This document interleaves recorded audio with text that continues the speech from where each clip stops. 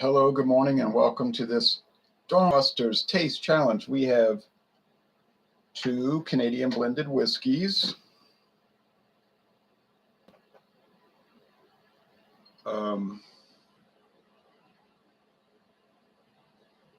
Both of which have no age statement. All right, James Foxe. This is a liter bottle. It was like $8.99 for the liter. Introduced in 1975 by the Seagram's Company, sold to the Sazerac Company in 1989. Don't know if they changed the recipe. I suspect they probably did. Canadian whiskey with natural flavors. Bottled in Frankfort, Kentucky by the Sazerac Company, meaning bottled at Buffalo Trace Distillery, but they don't use the Buffalo Trace term when they're talking about these alternative brands, okay? So James Foxe, there used to be advertisements for it in the 1970s, but when Seagram started to go downhill, they started shedding brands, and they got rid of like 14 brands to Sazerac in 1989. They sold a bunch more to the Beam Company in 1994. Then they broke their company up and sold off all their assets in the year 2000. Diageo got a hold of many of their brands and sold off a whole nother load of them, 18 brands to Sazerac in 2018. So anyway, James Foxe. It's common around here, not in this parish. We don't have counties, we have parishes. But in Jefferson Parish, yes, Total Wine and More has it, and other people have it. All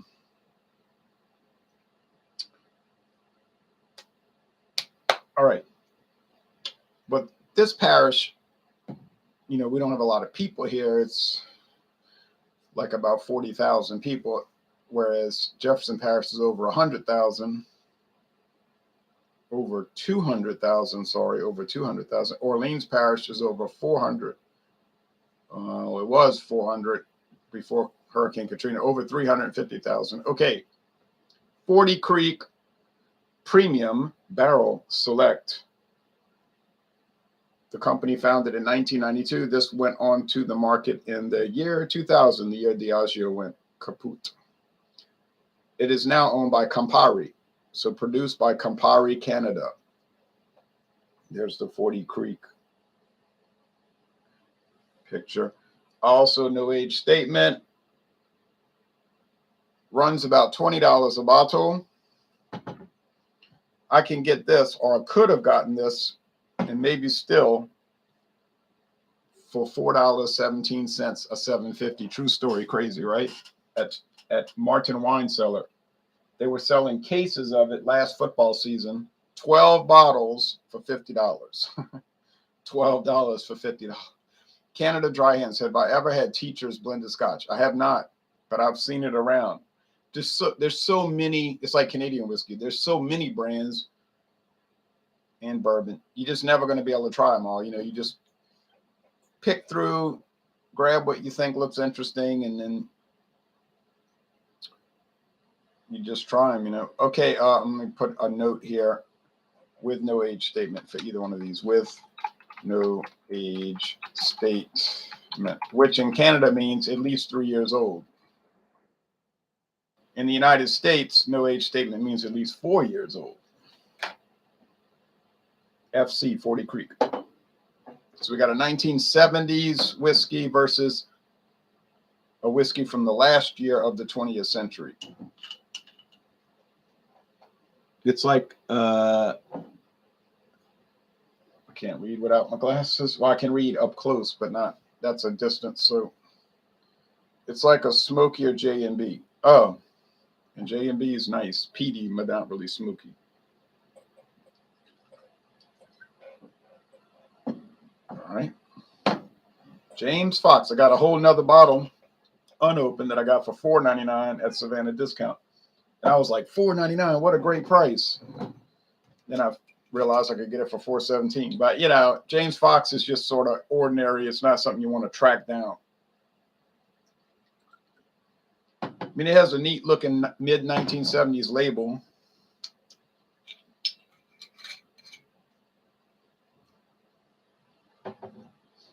And it's the way it's designed, it's almost supposed to look three-dimensional, but with this band, if you look at it long enough. But simple label, James Foxe. I've seen it in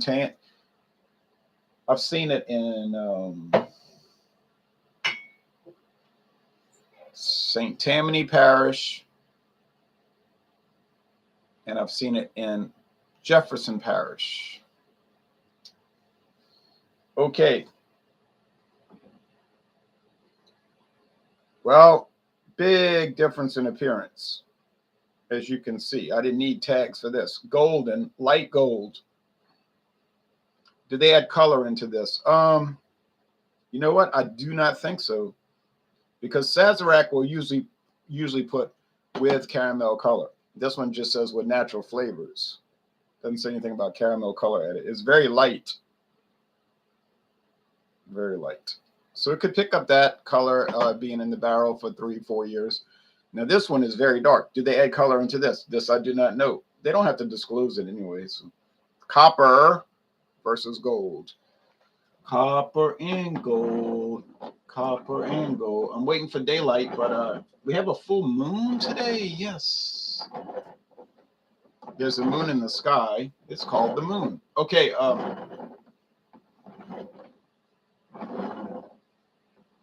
Like a big light bulb up there. Whoa. I don't think this is going to be much of a challenge, and I do think I'm going to guess it rather easily. But we don't know until we try it, so here we go.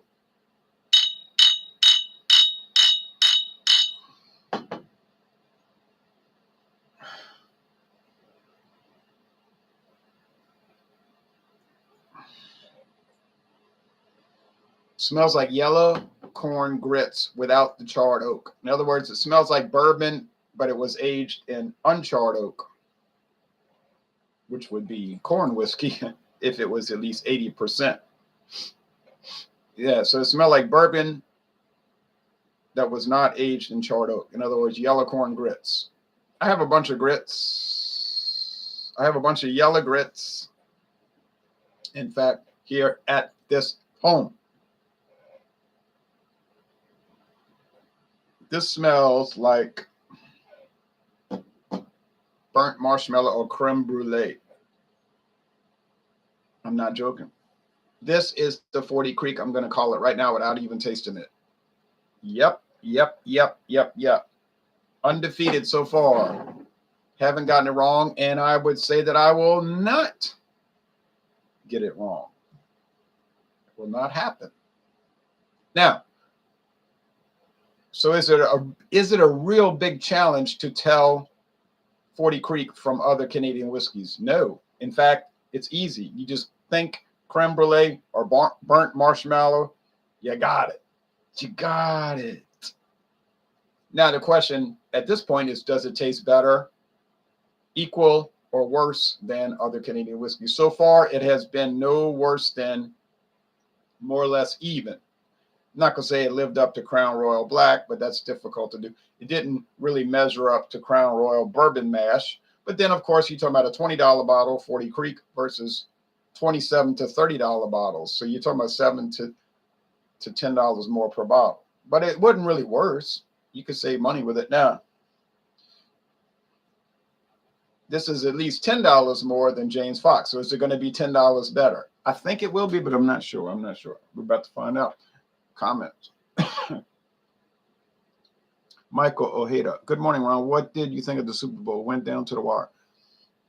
It was close, of course, but it really wasn't that good of a game, in my opinion. I mean, you had a lot of mistakes from both teams.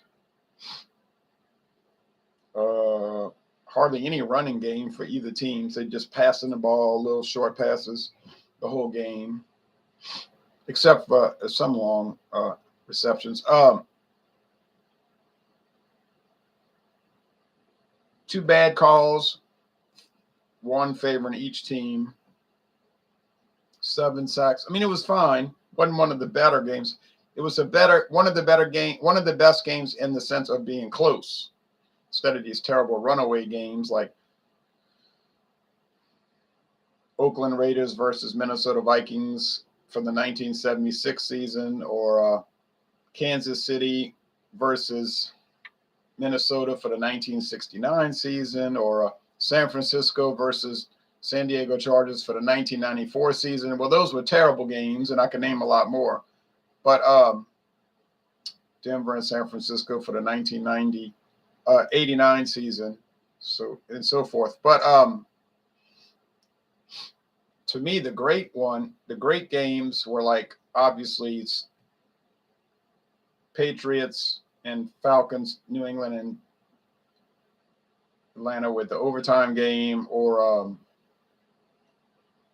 San Francisco and Baltimore Ravens. That was kind of screwed up because they had a power failure in New Orleans,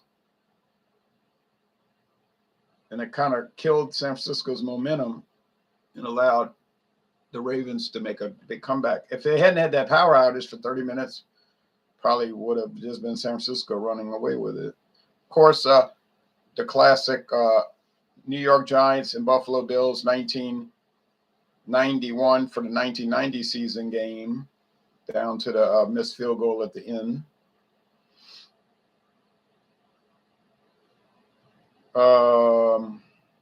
They blamed that on the Superdome.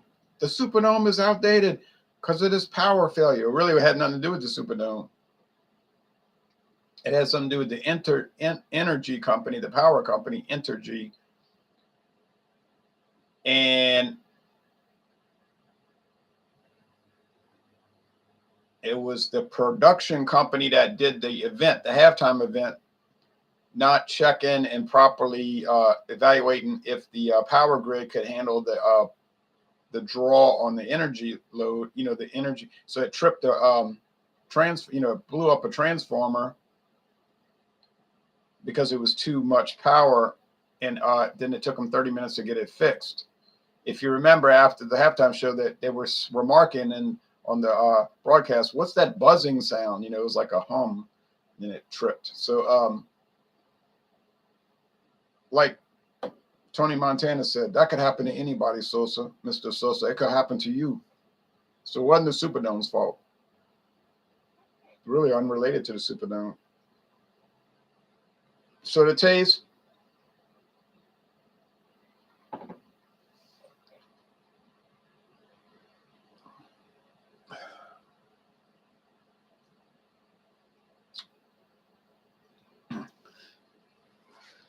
James Foxe is like sweet corn, and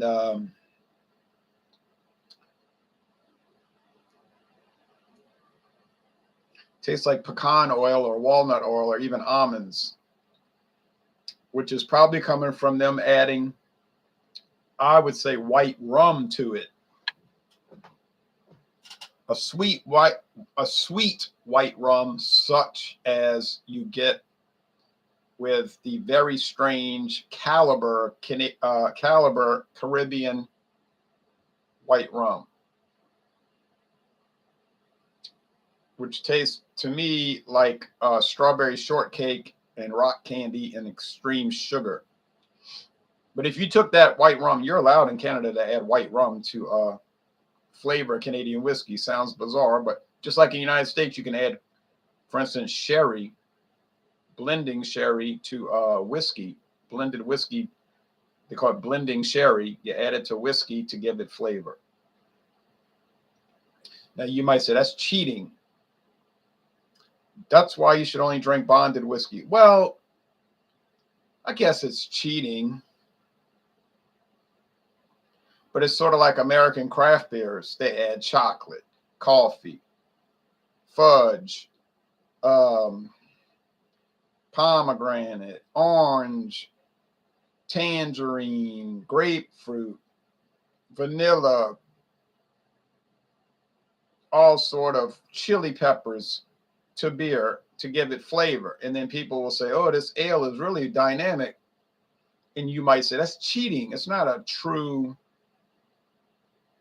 real ale. so to speak. Well, yeah, but if it tastes good, so what? I mean, what difference does it make when you think about it? It's like adding corn and rice. Some people have a hemorrhage, conniption fit. They flip out over that. Oh no, it's got corn, it's got rice, it's got corn syrup. And well, okay, fine. But if it tastes good, then it tastes good. So am I a purist? Am I a purist? Would a purist do a Four Loko review? Now, I think that answers the question. Would a purist record a Four Loko review? And I think that answers the question quite clearly. I used to be more, buttoned down and worried about it. Like I will never review Mike's Harder. That has flavoring at it. But then I started thinking, well, what am I worrying about that for? Half these craft beers I try got flavoring added. And people rave about it. Oh, Bourbon County, Goose Island Bourbon County Stout. Well, that's got flavoring added, chocolate, coffee. So I say, well, you know what? There's no point in worrying about it. Macro, middle crow, micro, big company, middle-sized company, tiny company, and they all adding flavorings. So, I mean, who cares if I drink Mike's Harder, Blood Orange, or James Foxe Canadian whiskey with natural flavors? Ultimately, it doesn't really matter. It does not matter.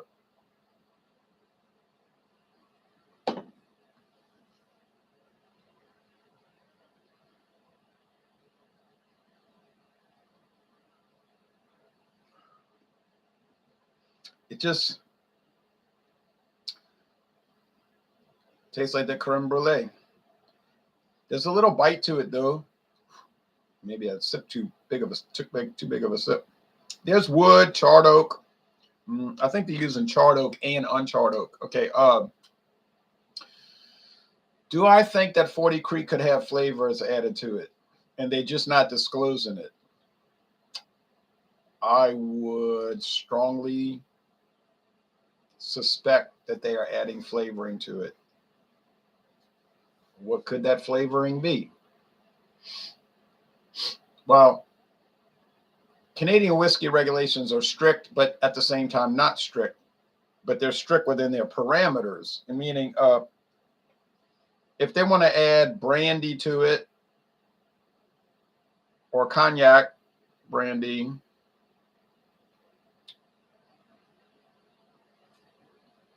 or rum, or even bourbon from the United States, they can add bourbon. As long as it doesn't exceed 9.9%, can't go above 10, can't be over 10%. Yeah, I mean, and it can't be like, strawberry flavoring or natural strawberry flavor or natural pecan flavor. Then that would be a whiskey with flavors added. That would be more into the liqueur world. You mean like Crown Royal Peach or Crown Royal Salted Caramel. Yeah, that kind of thing. So it can't be whiskey unless it's pure whiskey with the flavorings in it. You said, well, that's not pure whiskey. Okay. But there is a line, Good morning, Ron. Good morning to you, Max Walt.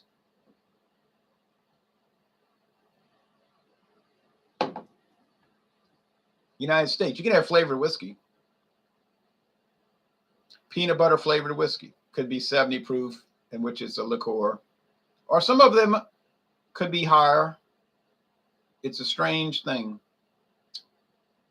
The liqueurs can't go, but the liqueurs can go higher because you got the 99 bananas, 99 proof. Now you got the 101. They're starting to sell the 101. Well, I think they've been selling it, but there's no website. If you click on the 101 website, it takes you to 99. But I've seen this more and more. 101 peach, 101 apple, 101 this, that, and other thing. 101 proof. It's a liqueur because it's just vodka, like probably Taco 100, and they jacket it up 1 proof and selling it. So you can have flavored whiskey but it's not the same thing as whiskey with natural flavors. You say, what? That's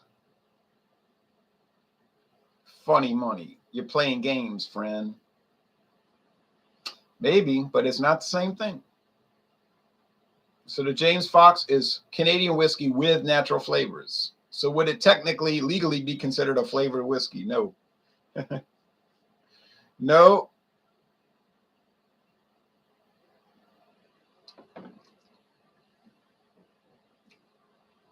I don't know, man.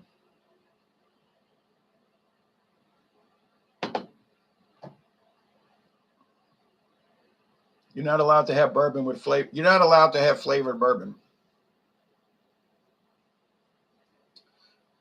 But you can sell bourbon with flavors. Bourbon with natural flavor. I'll see it at the store right there at Walmart, 10 high. It says very clearly, bourbon with natural flavors. It's not a flavored bourbon. Absolutely illegal. It's not a flavored bourbon. No, on the other hand, it's a bourbon with flavor. See, it's riding along. The bourbon itself is not flavored. It's riding along in the bottle with the natural flavors. Isn't it funny? Isn't it funny? Isn't it funny? It's a game. But it's a fun game, really. Okay, 40 Creek versus James Foxe. Which one would I rather have? Well, now.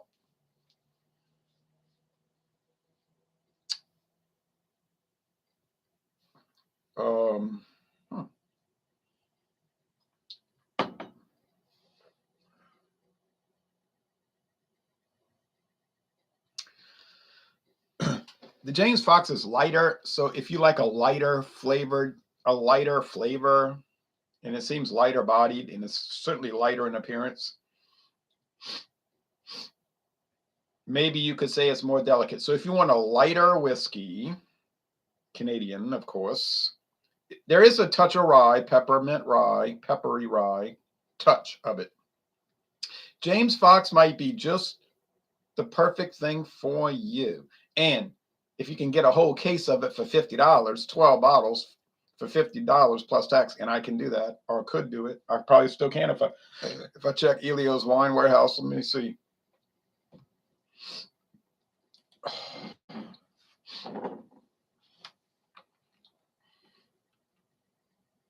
But if you want something with more bolder, tougher, manly, masculine, macho flavors,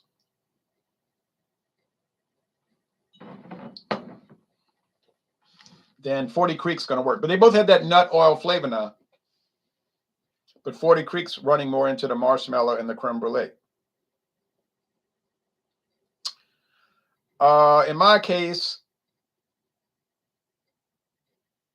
I would say if you don't consider price, 40 Creek is probably a little bit better. You notice I say probably a little bit better. But if you do consider price, James Foxe is the winner because you can save $10 on every bottle, and why not? Heck. James Foxe Helios.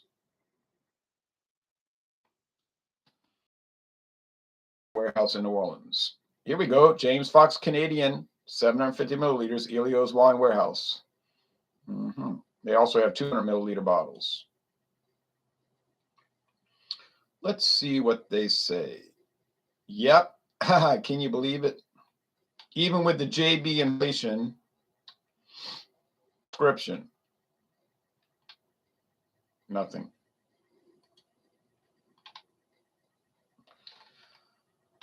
James Foxe Canadian whiskey, $4.16.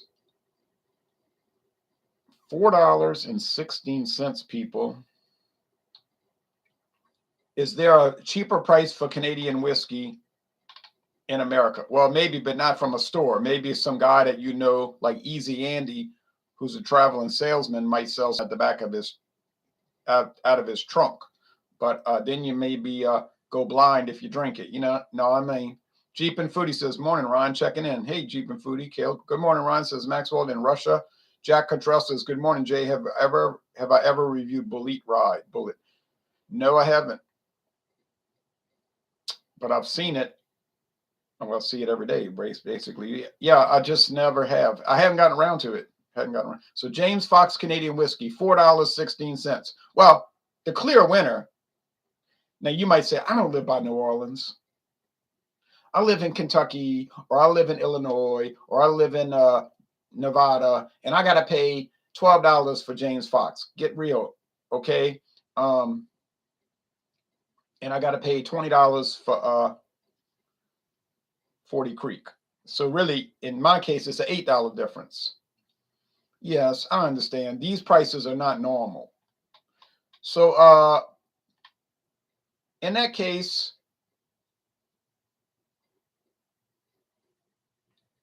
it's still a better value. It's still a better, you're still saving $8 and you're not losing that much. So I would say, all things considered, and we have to consider lots of things here, but with all things considered, I think we need to go with James Foxe being the winner. But should you still buy 40 Creek and check it out? Yes, yes, yes. So James Foxe, I'm going to call the winner today. No knock against 40 Creek. It's kind of like the Super Bowl. The Rams won, but no knock against Cincinnati because it was a good matchup, more or less. So, but another winner. So these are both winners. Both winners. Let's see what they're showing on Elios. So they got the James Foxe. They got Ouzo, Greece. There's a number 12. It's called number 12 Ouzo from Greece, $21.99. What other Canadian whiskeys does Elios have? Well, let's see here. They only have 7. They're not a big Canadian whiskey. They're more into bourbon and let's see, they're close to Tulane University. So it's probably bourbon and gin. They probably do a lot of gin because Tulane is mostly girls, like 55% females and 45% males. Well, maybe it's less than that because they might have 8% that's not sure what they are because they've been influenced by the conspiracy. But anyway, but they're into gin. These girls, they love gin. Okay, Rich and Rare Reserve, handle bottle, $19.99. Awesome value, not the best value though. I can get it cheaper. Seagram's VO handle, $22.99. I've seen it around for $19. Seagram's VO liter, $21.99. Not a good value at all. Seagram's 7 a liter. That's not Canadian. I don't know why they listed there. They must be confused. $20.99, bad value. Handle, $25.99, a horrible value.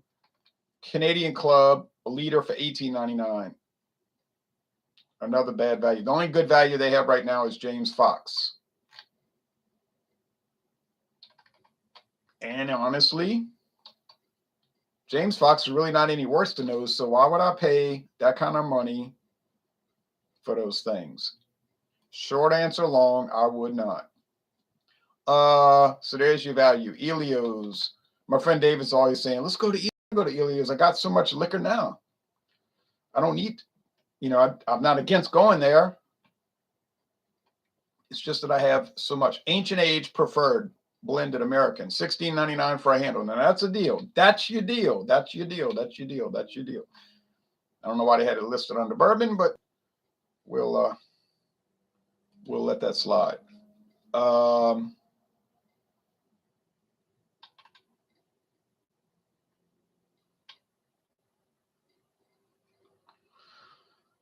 Let's go to regular size bottles. Okay, here we go. Kentucky Dale blended for $8.99 a liter. That's a deal. Beams 8-star, $8.99 a liter. That is a deal. Henry McKenna, $7.50, $9.99. Straight bourbon whiskey, aged at least 4 years for $9.99. That's a deal, but I think you can find it for $8.99, but still a great deal. Platte Valley Corn Whiskey, 750 milliliters, and these ceramic bottles. I might buy that. Platte Valley Corn Whiskey, straight corn whiskey for $9.99 in a ceramic bottle. Uh-oh.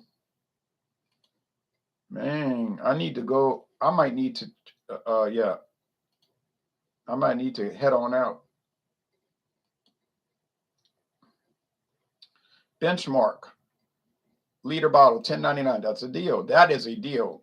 Early Times, a liter, $11.99. Not a bad deal. Ezra Brooks. That's not the okay. G&W private stock Kentucky sour mash bourbon. I've seen G&W $14.99 for a liter. Well, I don't know if G&W is good, but I bet it is. Oh well, we can't go through all of this. You know how it goes. But Old Charter for $17.99. That's a good deal. But I got it for good grief, I got it for $8 at Walmart. And that is the truth, y'all. Okay, last comments. Daylight, come on, Daylight. What's going on with y'all? Like I command the moon, in the sun. Is the whole issue of intersectionality just big distractions? Where did it start being taught and why? I'm not sure what you're talking about. You're talking about like north versus south, west versus north and south, and so or west versus south, west versus north. I'm not sure what you mean, but it's probably just a natural inclination of a human being to be prejudiced in that way. All right, because we are self-centered and therefore we are ethnically centered and so forth. But I'm not sure. All right, now thanks for watching this video production, and we have the winner once again. James Foxe, Canadian blended whiskey. Go to New Orleans and go to Elio's Wine Warehouse, and you can get it for $4.16 for a regular size bottle. True story, no lie.